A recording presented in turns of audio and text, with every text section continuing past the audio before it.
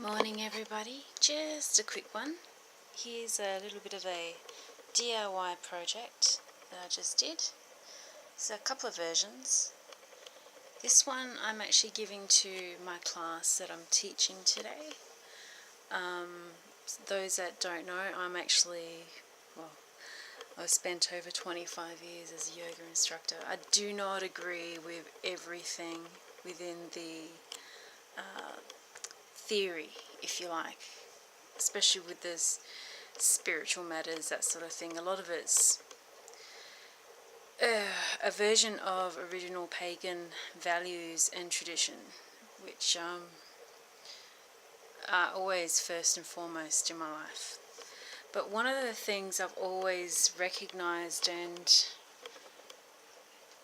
think you can use to your advantage is the 7 chakras. There are more, okay, but the ones we identify with the most, where our meridians cross, our energy centers, they're represented by colours which are like the rainbow.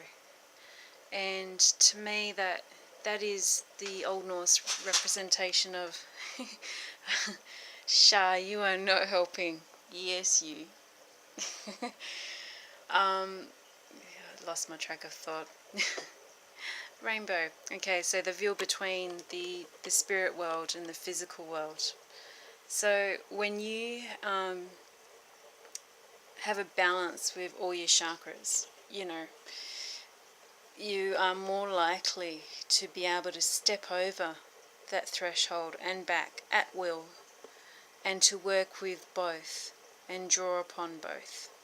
So doing this little mobile, now I do like doing conker wheels, okay, which is actually a pagan charm, if you like, which later on the Indians in America, which aren't native to America by the way, they are now but not originally, they adapted and created their God's Eye, which is just as beautiful. I've done the God's Eye version here simply because it's 2 sticks instead of 4. I also like to use an avocado seed or a bead in the center of a conker wheel, which I'll show you at some point. But with your chakras, think of the rainbow, okay? Especially in Norse sort of tradition and pagan onset. You've got your root chakra at the base, you've got your sacral, which is pretty much around the reproductive organs, especially the female womb. You have your solar chakra, which is at your belly button, just a little bit above. Then you've got the heart chakra, which is green, also pink, okay? This is where we connect with nature the most, is through the heart chakra. But what happens is we get trapped down here, especially through things like usury, okay, and living a life which is separate from nature. We are trapped down here. We never get access to higher thinking when we're stuck down here. Slaves to sex and stupid identity politics based on sex, that sort of thing. You're down here. You're not even using your brain. Okay?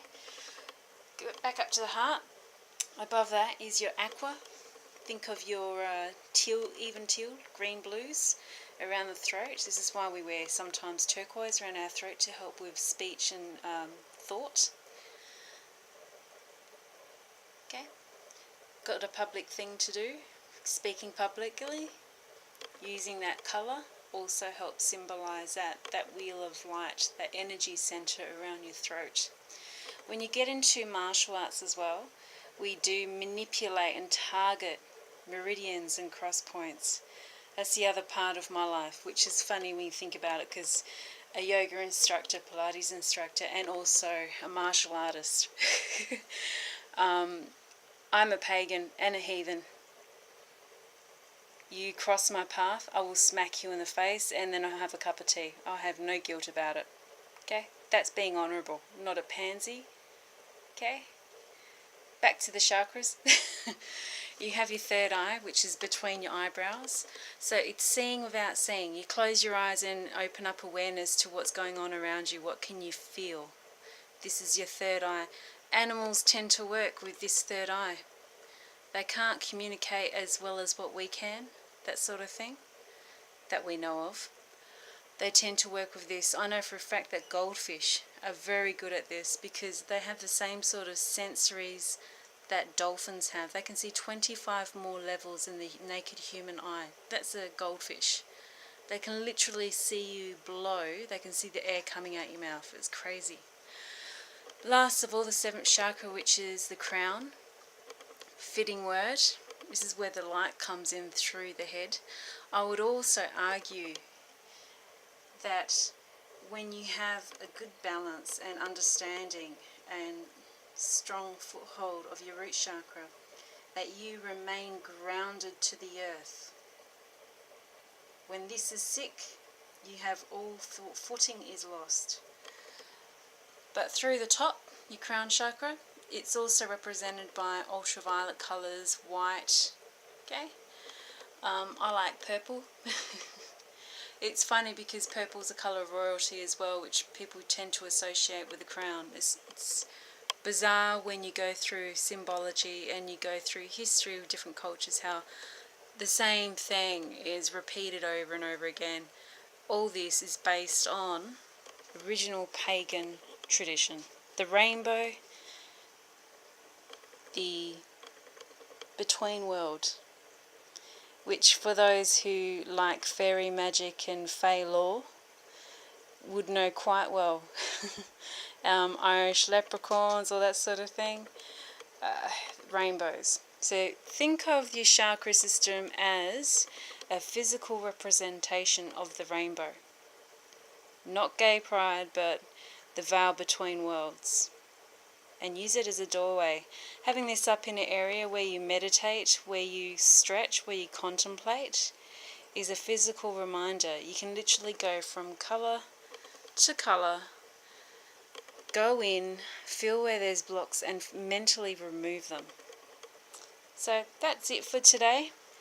I will link this to one of my blogs, and you could do one a week and, just do a quick brush up on what each wheel is and how to stimulate it with food, colour, sight, sound, and tune it up like a guitar so it plays a nice tune. It doesn't sound like, I don't know, nails on a chalkboard.